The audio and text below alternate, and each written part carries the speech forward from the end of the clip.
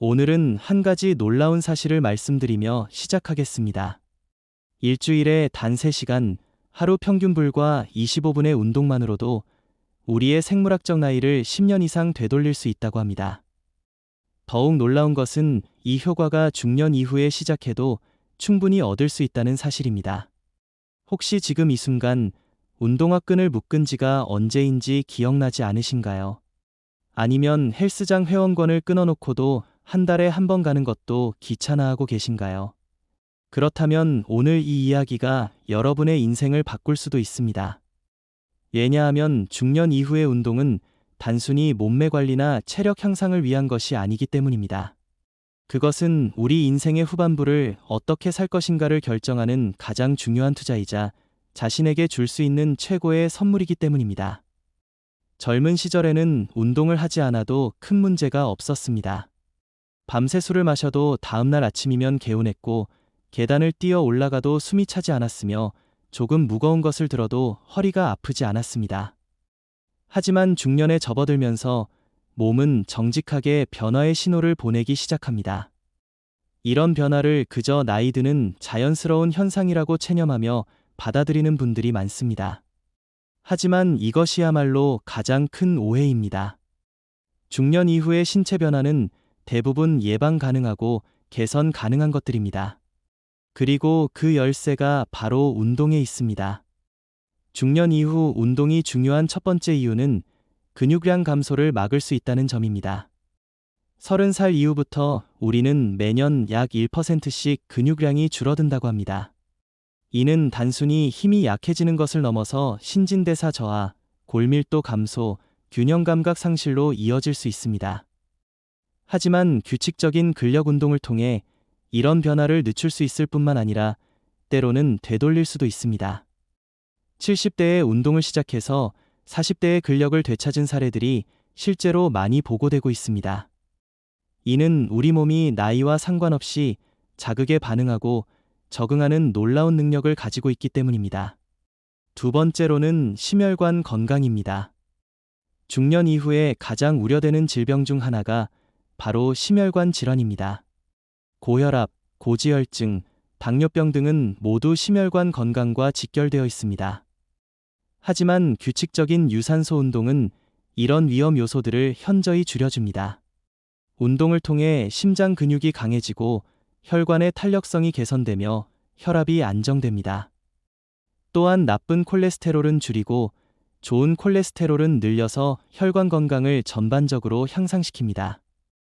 이는 단순히 약물로는 얻기 어려운 종합적인 개선 효과입니다. 세 번째로는 뇌 건강과 인지 기능 향상입니다. 최근 연구들에 따르면 운동이 치매 예방에 매우 효과적이라고 합니다. 운동을 하면 뇌로 가는 혈류량이 증가하고 새로운 뇌세포의 생성이 촉진되며 뇌의 가소성이 향상됩니다. 또한 운동은 우울증과 불안감을 줄이고 전반적인 정신건강을 개선하는 효과도 있습니다. 운동 중에 분비되는 엔돌핀은 자연스러운 행복감을 주며 운동 후의 성취감은 자존감 향상에도 도움이 됩니다. 네 번째로는 골밀도 유지입니다. 특히 여성의 경우 폐경 이후 급격한 골밀도 감소를 경험하게 됩니다.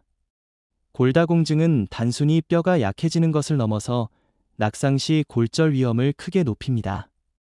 하지만 체중 부하 운동과 근력 운동을 통해 골밀도를 유지하고 때로는 개선할 수도 있습니다. 다섯 번째로는 수면의 질 개선입니다. 중년 이후에는 수면 장애를 경험하는 분들이 많아집니다.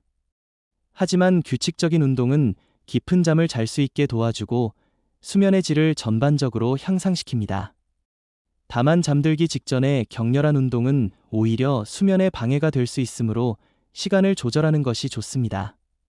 여섯 번째로는 면역력 강화입니다. 적당한 강도의 규칙적인 운동은 면역 체계를 강화시켜 각종 질병에 대한 저항력을 높여줍니다. 특히 최근 같은 상황에서 건강한 면역 체계를 유지하는 것의 중요성을 모두 절감하고 계실 것입니다. 일곱 번째로는 소화 기능 개선입니다. 나이가 들면서 소화 능력이 떨어지고 변비 등의 문제를 겪는 경우가 많아집니다. 하지만 운동은 장의 연동 운동을 활발하게 만들어 소화 기능을 개선시킵니다. 여덟 번째로는 균형 감각과 협응력 향상입니다. 중년 이후에는 균형 감각이 떨어져 낙상의 위험이 높아집니다. 하지만 요가나 태극권 같은 운동을 통해 균형 감각을 기를 수 있고, 이는 안전한 일상생활을 위해 매우 중요합니다. 아홉 번째로는 사회적 활동 증가입니다. 운동을 통해 새로운 사람들을 만나고 공통의 관심사를 가진 커뮤니티에 참여할 수 있습니다. 이는 사회적 고립을 방지하고 정신 건강에도 긍정적인 영향을 미칩니다. 마지막으로는 자신감과 삶의 만족도 향상입니다. 운동을 통해 몸의 변화를 경험하고 체력이 향상되면 자연스럽게 자신감이 생깁니다. 또한 건강한 몸으로 더 많은 활동을 할 수 있게 되어 전반적인 삶의 질이 향상됩니다. 하지만 중년 이후의 운동은 젊은 시절의 운동과는 다른 접근이 필요합니다. 무리하게 강한 운동을 하기보다는 꾸준히 지속할 수 있는 적당한 강도의 운동을 선택하는 것이 중요합니다. 먼저 유산소 운동부터 살펴보겠습니다. 걷기는 가장 접근하기 쉽고 부상 위험이 낮은 운동입니다. 처음에는 천천히 짧은 거리부터 시작해서 점차 시간과 거리를 늘려가면 됩니다. 빠른 걸음으로 30분 정도 걷는 것만으로도 충분한 운동 효과를 얻을 수 있습니다. 수영은 관절에 무리를 주지 않으면서도 전신 운동이 가능한 훌륭한 운동입니다. 특히 관절염이 있거나 과체중인 분들에게 적합합니다. 물의 저항을 이용한 운동은 근력 향상에도 도움이 됩니다. 자전거 타기도 무릎 관절에 부담을 적게 주면서 하체 근력과 심폐 기능을 향상시킬 수 있는 좋은 운동입니다. 실내 자전거를 이용하면 날씨에 상관없이 운동할 수 있어 더욱 편리합니다. 근력 운동의 경우 처음부터 무거운 기구를 사용할 필요는 없습니다. 자신의 체중을 이용한 운동부터 시작해서 점차 강도를 높여가면 됩니다. 팔굽혀펴기, 스쿼트, 플랭크 등의 기본 동작들만으로도 충분한 효과를 얻을 수 있습니다. 유연성 운동도 중요합니다. 스트레칭이나 요가를 통해 관절의 가동 범위를 유지하고 근육의 긴장을 풀어주는 것이 필요합니다. 이는 부상 예방에도 도움이 되고 일상생활의 편의성도 높여줍니다. 균형 감각을 기르는 운동도 포함시키는 것이 좋습니다. 한 발로 서기, 눈을 감고 균형 잡기 등의 간단한 운동부터 시작할 수 있습니다. 태극권이나 요가는 균형 감각과 유연성을 동시에 기를 수 있어 중년층에게 특히 추천됩니다. 운동을 시작할 때 가장 중요한 것은 자신의 현재 상태를 정확히 파악하는 것입니다. 오랫동안 운동을 하지 않았다면 갑자기 강한 운동을 시작하지 말고 천천히 강도를 높여가야 합니다. 필요하다면 의사와 상담을 받아 자신에게 적합한 운동 프로그램을 만드는 것도 좋습니다. 운동의 강도도 중요합니다. 운동 중에 대화가 가능할 정도의 강도가 적당합니다. 숨이 너무 차거나 심장이 너무 빨리 뛴다면 강도를 낮춰야 합니다. 운동 후에는 상쾌함을 느껴야 하지 지나치게 피곤하거나 아프면 안 됩니다. 빈도와 시간도 점진적으로 늘려가는 것이 좋습니다. 일주일에 두세 번부터 시작해서 매일 할 수 있을 정도로 습관화시키는 것이 목표입니다. 한 번에 긴 시간 운동하는 것보다는 짧더라도 꾸준히 하는 것이 더 효과적입니다. 운동 전후의 준비도 중요합니다.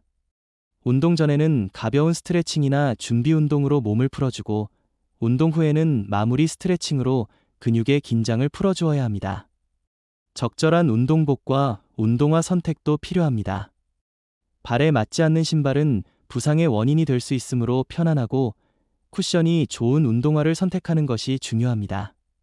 수분 섭취도 잊지 말아야 합니다. 운동 전후와 운동 중에도 충분한 수분을 섭취해야 탈수를 예방할 수 있습니다. 운동을 지속하기 위해서는 재미와 동기부여가 중요합니다. 혼자 하기 어렵다면 가족이나 친구와 함께 하거나 운동 동아리에 가입하는 것도 좋은 방법입니다. 같은 목표를 가진 사람들과 함께하면 더 오래 지속할 수 있습니다. 목표 설정도 현실적으로 해야 합니다. 처음부터 너무 높은 목표를 세우면 실패했을 때 포기하기 쉽습니다. 작은 목표부터 달성해